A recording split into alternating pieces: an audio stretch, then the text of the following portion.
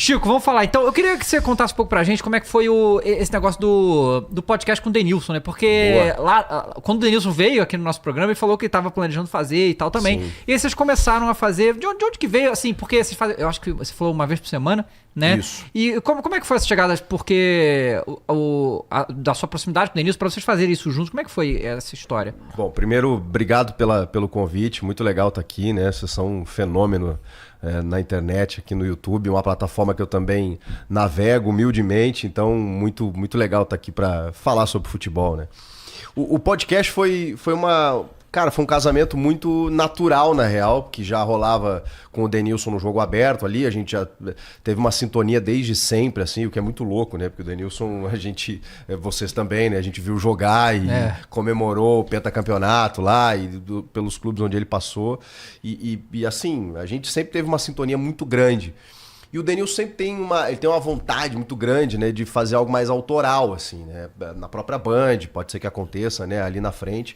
E ele sentiu a necessidade de se aventurar, né, já que o momento propicia, né, podcast ou no digital, enfim, alguma coisa nesse sentido, ele resolveu criar um podcast dele. E o Denilson tem aquela vertente, nem todos os jogadores têm, assim, ou os ex-jogadores, né? Mas ele é um cara muito querido, né? Ele é um cara muito bem relacionado. Todo mundo gosta do Denilson, assim, é muito difícil o cara não gostar do Denilson, né? Então, tem uma facilidade ainda dele conseguir convidados, né? Dele conseguir levar amigos pessoais, inclusive, né? Que são grandes caras, né? Que são grandes nomes, né? O cara joga tênis com o Ronaldo Fenômeno, pô, que ainda não foi lá, né? Mas, enfim, tem uma facilidade muito grande. E aí ele sentia a necessidade de ter um jornalista. Porque o Denilson é um cara muito humilde nesse sentido, assim, né? A gente troca muito, né? Porque eu falo pra ele assim, cara, eu jamais vou ter a sensação de jogar uma final de Copa do Mundo. Tu jogou 2. Você nunca, por mais que eu estude, por mais que eu analise, por mais que eu assista, isso é impossível. Eu não vou saber como é entrar num estádio lotado, não vou saber como é jogar na Europa, não sei, cara. Então a gente tem que trocar, e ele troca muito nesse sentido, assim, pô, se eu quebrar uma coisa no português, você me avisa.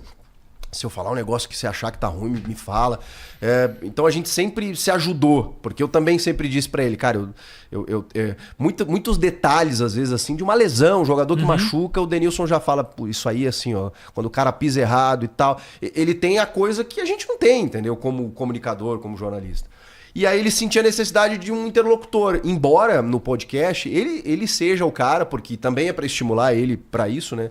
Que começa o papo, que que apresenta, que comanda, ele é o host, assim, né?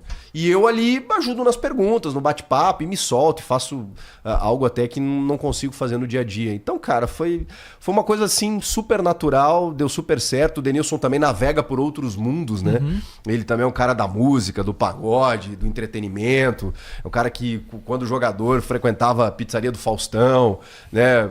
Sei lá, né? Um cara que também tem amizades em todos os segmentos. Isso facilita muito. Cara, e aí teve, né, ano passado, a tal do programa de vocês com o Luan, né? Sim. Caraca, na moral, assim, grande Luan, porque, tá? tipo, Grande Luan. Olha, porque depois daquilo ali desencadearam várias situações que, obviamente, estão conectadas ali, né? Sim. Cara, é uma coisa assim, porque poucas vezes a gente teve aqui, tá? Já aconteceu. Da gente ver o convidado se complicando no que ele mesmo tá falando, né? Tipo, você vê, cara, isso aí... Vai dar ruim. Vai dar ruim pro convidado, né? Sim. E a gente não gosta, óbvio que a gente não gosta que acontece isso e tal. Porque, né, não é a nossa intenção, mas, né? E aí, assim, quando eu fui ver, porque os cortes saíram antes, né? Vocês têm um esquema, né? Isso, a gente gravou a entrevista, acho que na quinta-feira ou na quarta-feira, foi durante aquela semana, pra exibir na segunda. Só que na sexta, a gente já começou a exibir alguns cortes. Inclusive, cortes que geraram perguntas na coletiva do Luxemburgo na sexta-feira, ou no pós-jogo, no final de semana. Já houve uma repercussão antes da entrevista ir ao ar, assim, foi muito louco. Pois é, e aí assim, e aí logo depois sai. Aí tá brincadeira, porque aí sai esse negócio na sexta, aí no domingo acontece o negócio lá do motel com o Luan, e depois aí vai uma. Não. Na segunda a entrevista vai ao ar e na segunda noite acontece o episódio. Né? O episódio do motel na madrugada. Você tinha noção que ia dar? Que não ia dar? Não, claro que não. Inclusive a gente até se preocupou na época, falou com o staff dele. Mas depois da entrevista? Depois do papo? Depois do papo que aconteceu o episódio, né? Porque assim, a gente não queria prejudicar ele nesse sentido, né? E, na verdade, assim, a entrevista com ele foi uma negociação muito longa, muito demorada. Eu não tenho uma relação com o Luan, mas assim, ele é ídolo do Grêmio, né? E ele sabe que eu sou gremista, então eu tentei falar com ele inúmeras vezes. E ele sempre me dizia, não, eu quero voltar a jogar, eu não quero falar agora e tal. Cara, demorou assim, de verdade. A gente, antes até do podcast, eu já tentava entrevista com ele pro meu canal, pra Band, pros meus espaços, porque eu achava que ele tinha que falar, né? Ele jogava pouco e tal. O Duda Garbi, que vocês conhecem, também tentou muitas vezes. Então, assim, todo mundo tentava falar com o Luan e ninguém conseguia. Então, assim, cara, demorou. A gente foi via Luan, via empresário, o Denilson mandava áudio pra ele. Porra, cara, vem aqui e tal. E aí ele começou a, sabe, não, na hora certa eu vou, quando eu for dar uma entrevista vai ser pra vocês e tal. E aí, sabe, a gente viu que tava pra acontecer. Quando a gente percebeu que era o momento, que ele tava, e o staff dele também, né, ele tava treinando em separado, então assim, não tinha mais caminho ali. Ele ia terminar o contrato e não ia mais pra lugar nenhum, não ia acontecer. Tanto que o Luxemburgo até, na entrevista, quando perguntaram, falou assim, cara, isso não é problema meu, entendeu? Tem que perguntar pra quem tava aqui antes. Eu já cheguei aqui... Quando perguntaram pro Luxemburgo, ele meio que ficou surpreso, assim, cara, estão me perguntando de Luan. Luan, tipo, não, tem que ver se, sei lá, se ele quer jogar, se quer ser a diretoria. Ele fala, tem que saber se o torcedor quer. Você já perguntou pro torcedor? Jogou mesmo. Meio que deu uma fritada no Luan, assim, né? Mas assim, a gente se preocupou porque não era a intenção, né? A intenção era ajudar. O que o Grêmio fez. Era ajudar o Luan no aspecto pessoal, porque se ele não tava jogando, pô, é natural, né, cara? O cara é desmotivo, o cara, enfim. E eu nem sei se estava acontecendo alguma coisa extra, mas assim, ele não tava jogando, a carreira dele estava estagnada, e a gente queria saber por quê, queria saber a versão dele, né? E aí, enfim, acontece tudo aquilo porque também tem um ponto, né? Ele tava quieto. Então a torcida meio que esqueceu, né? O Luan. Quando ele fala da versão dele, e aí houve aquele episódio lamentável, né, que a gente condena sempre, mas pô, os caras invadiram um motel pra agredir. Não e ali acho que ficou definido que ele não teria clima pra seguir no Corinthians, entendeu? Então, de certa forma, apesar de uma forma completamente torta, eu acho que o episódio, a entrevista especialmente, eu acho que ajuda, porque o Renato Gaúcho especialmente se sensibiliza com a entrevista e depois com o episódio. E fala assim, cara, vamos trazer esse cara pra cá, nem que ele fique aqui como aconteceu, né?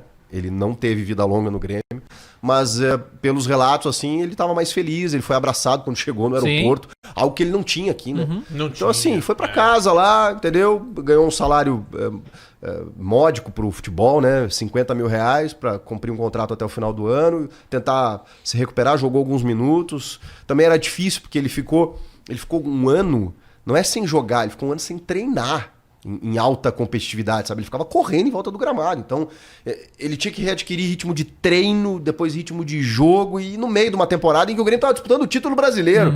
Então era difícil. O Renato falava assim, cara, às vezes eu quero botar ele no jogo, e o Grêmio falhou muito defensivamente. O Grêmio saía atrás muitos jogos para ter que virar. O Grêmio fez... As maiores viradas da história do Grêmio foram nesse Campeonato Brasileiro, porque tomava muito gol e tinha que fazer mais do que tomava. Então ele pensava assim, como é que eu vou botar o Luan se eu preciso virar um jogo, se eu preciso empatar um jogo? O ritmo dele tá outro, né? A bola chega no pé dele e aí já tem 3, 4 no cangote dele, porque o ritmo dele tava diferente. Então, e o Luan, cara, o Luan é chato, porque o Luan... Pô, todo mundo... Antes do Luan vir pro Corinthians, tinha uma fase que tinha uma galera querendo o Luan ainda, porque muita gente acreditava. Ele tava no auge, né? No auge eu não digo, mas assim, ele ainda tava no... Ainda dava pra acreditar, tava. De que ele poderia voltar. E ele ainda teve uma passagem no Santos, curta, né? Que não deu nada. O Corinthians ainda fica pagando salário, depois ele volta. Mas eu acho, Chico, que a torcida principalmente fica chateada com ele, nessa entrevista em específico, porque ali... ele passou um ar muito de realmente, você fica sensibilizado. Só que, tipo, por exemplo, ele diz: queria jogar, tô me dedicando. E logo em seguida acontece esse episódio, que tipo, prova completamente ao contrário, né? Que você não tá focado. Se você tá fazendo uma parada dessa, eu acho que ali ele já tinha largado, né? E tal. Ali ele pensou assim, bom, não vou jogar mesmo, né? Tá claro que eu não vou jogar. Tá caindo na conta, né? E todos os técnicos... Ele teve com 4, 5, 6 técnicos, sei lá, do Corinthians. Muito. E todos tentaram alguma coisa com ele, cara. Todos tentaram e não foi, Todos. né? O Luan tem que achar o caminho dele.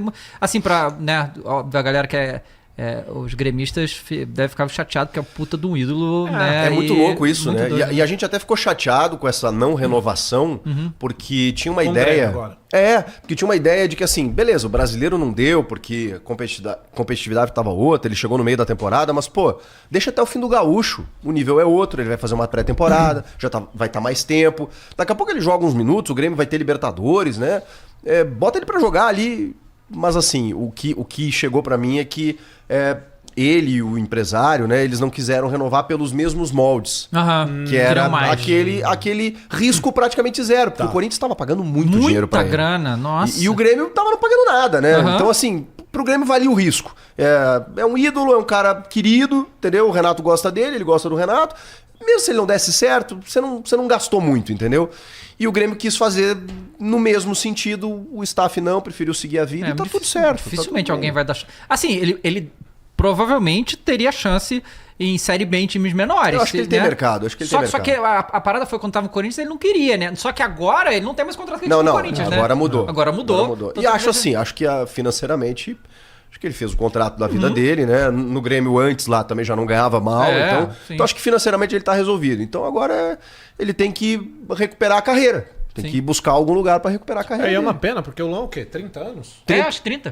Tem muita lenha surreal, ainda. né? Tem muita lenha pra queimar. É que o Luan também tem uma questão muito louca. O Luan, ele no auge, no Grêmio, ele era um dos caras que mais corria, embora não aparentasse. Porque o Luan ele jogava de um modo que ele não guardava a posição. Então o Roger Machado, que implementa o time ali em 2015, que é a base do que o Renato pega em 2016, que faz com que ele chegue à seleção olímpica, vire titular na seleção olímpica, na metade dela, botando o Gabigol no banco, depois sendo campeão da Libertadores em 17, rei da América. Tudo isso era um Luan que corria o campo inteiro, mesmo não sendo em alta velocidade. Porque os caras hoje têm um estudo, né, de que você precisa correr a maior parte do tempo numa velocidade média de 18 a 20 km horários ali, né, para você ter uma alta intensidade, que é quando as jogadas se definem. O Bitelo, por exemplo, é um jogador assim. Ele jogava a maior parte do tempo na alta intensidade. O Luan, ele corria o campo inteiro na baixa. E eu acho que o futebol, nos últimos 10 anos, ele acelerou demais. E aí complicou jogadores como o Luan. Então, você pensa assim, o Ganso, por exemplo. O Ganso consegue jogar num sistema todo voltado para esse tipo de futebol. Renato Augusto vai jogar pra cacete lá no Fluminense agora. O Riquelme falou parecido recentemente com isso. O Riquelme disse que... Juan Román, né, do Boca. Ele disse que falou assim, cara, do jeito que o futebol tá hoje, eu não sei se eu jogaria... Que era esse cara lento, né? Mas de muita qualidade. O Danilo, do Corinthians. Danilo também. Lento, né? As pessoas chamavam ele de lento, mas o Danilo era inteligentíssimo, estava em todo canto. Nesse estudo aí também, o Douglas, por exemplo, era um cara que, pelo cálculo que eles faziam, o Luan, e aí tem outro problema dele, na época de Grêmio, tá? Ele ficava em média 4 segundos com a bola no pé. O Douglas, meio segundo. E aí você nota, o Douglas não corre. O Luan até corria, não em alta velocidade, mas prendia muito a bola. No futebol de hoje, 4 segundos é uma eternidade você ficar com ela. O Douglas era um cara que se adaptou, talvez, até porque é muito bom jogador nessa função, né, de distribuir o jogo. Então o Douglas carimbava a bola. E no carimbar bola, o Ganso faz um pouco isso no Fluminense também. Você não vê ele prendendo a bola, porque o Fluminense também é um time de toque. Então, ele já sabe o que fazer antes da bola chegar, né? Então, ele já dá o toque muito rápido. E aí, o jogo anda. Você não corre, mas o jogo anda com você. Mas falou do Douglas agora, deu até saudade. Ali era a camisa 10 na raiz, né, Pelo cara? amor de Deus. Aquele era a camisa 10 na palavra mesmo.